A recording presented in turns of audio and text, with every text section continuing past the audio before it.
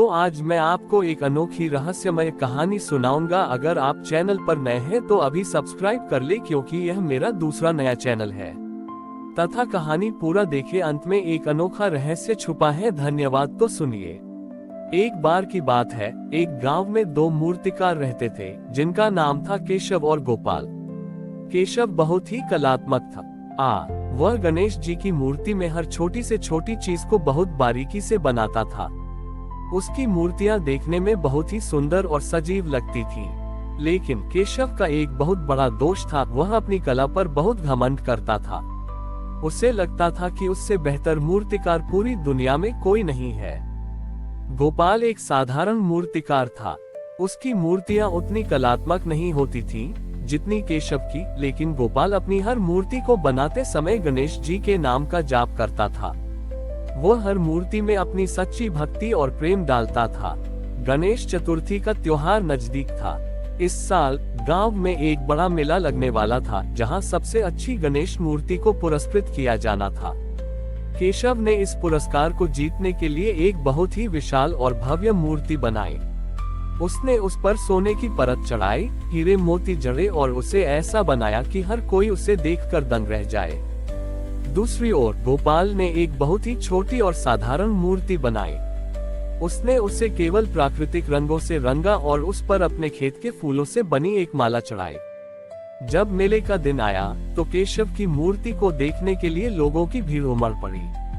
हर कोई उसकी कला की तारीफ कर रहा था, लेकिन जब वे गोपाल की मूर्ति के पास गए तब किसी ने भी उसकी तरफ ध्यान नहीं दिया। गोपाल बहुत दुखी हुआ। वह अपनी मूर्ति के पास बैठा रहा और अपने मन में गणेश जी से प्रार्थना करने लगा, हे गणपति, मैं जानता हूँ कि मेरी मूर्ति उतनी सुंदर नहीं है, लेकिन मैंने इसे पूरी भक्ति से बनाया है। कृपया मेरी पूजा स्वीकार करें। उसी समय एक गरीब बूढ़ा आदमी वहां आया। उसने देखा कि गोपाल दुखी है।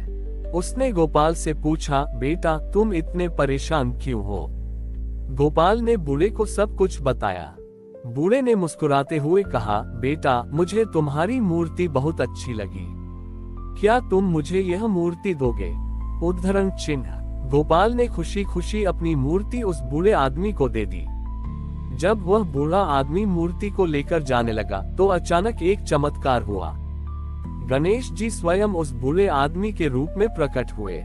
गणेश जी ने कहा, केशव तुमने अपनी कला से मेरा शरीर तो बनाया, लेकिन तुमने उसमें अपनी सच्ची भावना नहीं डाली। तुमने अपनी मूर्ति में घमंड और लालच भरा, जबकि गोपाल ने अपनी साधारण मूर्ति में भक्ति और प्रेम भरा। यही कारण है कि तुम्हारी मूर्ति में जान नहीं है, जबकि गोपाल की मूर्ति में मेरी दिव्यता है। ये सुनकर केशव को अपनी गलती का एहसास हुआ।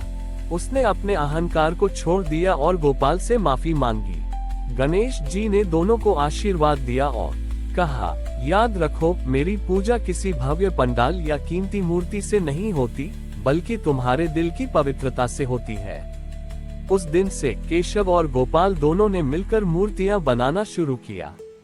उनकी मूर्तियां अब न केवल सुंदर होती थीं, बल्कि उनमें सच्ची भावना भी होती थी। उन्होंने सीखा कि सच्ची कला वही है जो दिल से की जाए, और सच्ची भक्ति वही है जो सादगी और निस्वार्थ प्रेम से भरी हो। दीपक और आकाश की प्रतिद्वंद्विता दोस्ती में बदल गई और उनके काम में एक नई जान आ गई। वे दोनों मिलकर मूर्तियां बनाते थे, जिनमें दीपक की कला और आकाश की भक्ति का संगम होता था।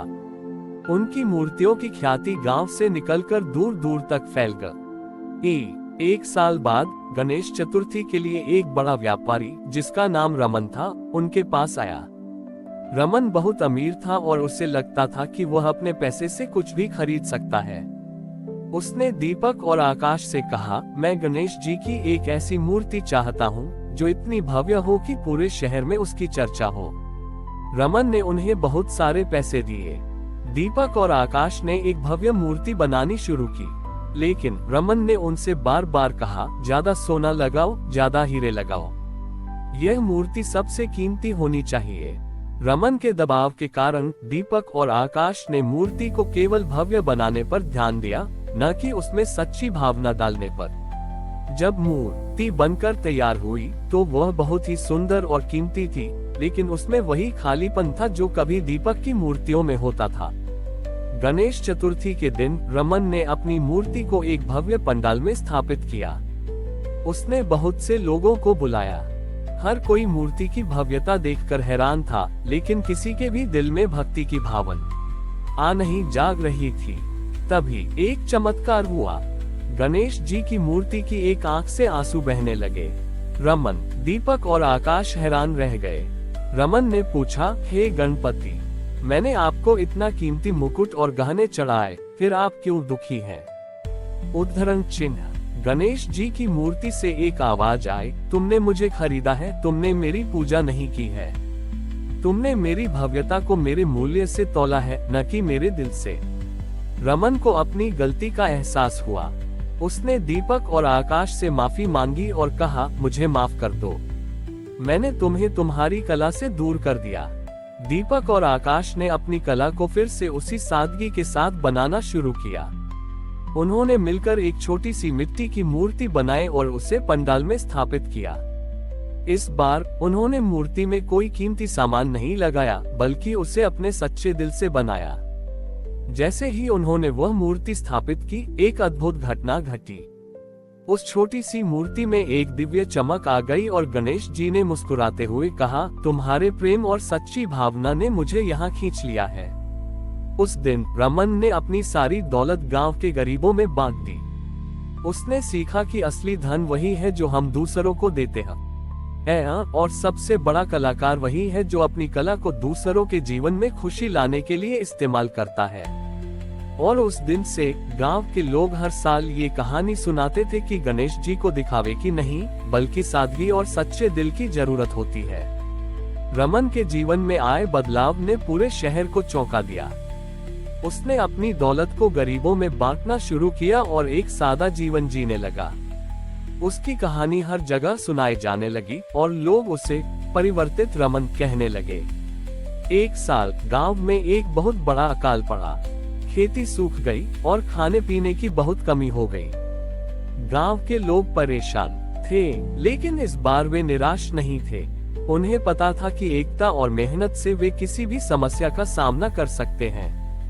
रमन, दीपक और आकाश ने मिलकर गांव के मुखिया से बात की। रमन ने कहा, महाराज, मेरे पास अभी भी कुछ जमीन है। हम सब मिलकर वहां एक बड़ा कुआं खोदेंगे। गांव के लोगों ने खुशी खुशी हामी भरी। उन्होंने मिलकर काम करना शुरू किया। रमन ने अपने हाथों से फावड़ा उठाया और खुदाई करने लगा। दीपक और आकाश ने अपनी कला का उपयोग कर खुदाई के काम में मदद की और उन्होंने मिट्टी को बाहर निकालने के लिए एक मजबूत संरचना बनाई। जब वे कुआं खोद रहे थे तो एक बहुत ही कठोर चट्टान आ गई। सभी लोग निराश हो गए। उन्हें लगा कि वे अब कुआं नहीं खोद पाएंगे। तभी गणेश चतुर्थी का दिन आ गया। गांव के लोग निराश थे क्योंकि उनके पास पूजा करने के लिए कुछ भी नहीं था। रमन ने कहा, हम इस बार भी गणेश जी की पूजा करेंगे। हम सब मिलकर इस चट्टान के पास बैठेंगे और अपनी मेहनत को ही अपनी पूजा मानेंगे। गांव वालों ने ऐसा ही किया। वे सब मिलकर उस चट्टान के पास बैठे और अपने मन में गणेश जी से प्रार्थना करने लगे। अचानक एक चमत्कार हुआ। गणेश जी स्वयं अपने मूषक के साथ वहां प्रकट हुए। छोटे ओए, उन्होंने अपनी सूंड से उस चट्टान को छुआ और वह चट्टान तुरंत एक नर्म मिट्टी में बदल गई। गणेश जी ने कहा, तुम लोगों ने अपनी मेहनत और एकता से मुझे खुश किया है। इस कुएं का पानी कभी खत्म नहीं होगा और तुम लोगों की मेहनत का फल हमेशा मिलता रहेगा। और उसी क्षण चट्टान के नीचे से पानी का एक फव्वारा फूट पड़ा। गांव के लोग खुशी से झूम उठे। उन्होंने सीखा कि भगवान उनकी मेहनत और लगन से ही प्रसन्न होते हैं, न कि किसी दिखावे से। उस दिन से गांव के लोग हर साल गणेश चतुर्थी पर एक छोटा सा कुआं खोदते थे ताकि उन्हें याद रहे कि जीवन में सबसे बड़ा आशीर्वाद मेहनत, एकता और सच्ची भक्ति से ही मिलता है। हमारी और भी आध्यात्मिक एवं अनोखी कहानियां देखने के लिए हमारे चैनल पर जाएं तथा धार्मिक एवं पौराणिक अनोखी कहानियां हमारे चैनल पर है। कृपया जाके देखें तथा हमारे चैनल को सब्सक्राइब करके रखें और वीडियो लाइक जरूर करें। धन्यवाद।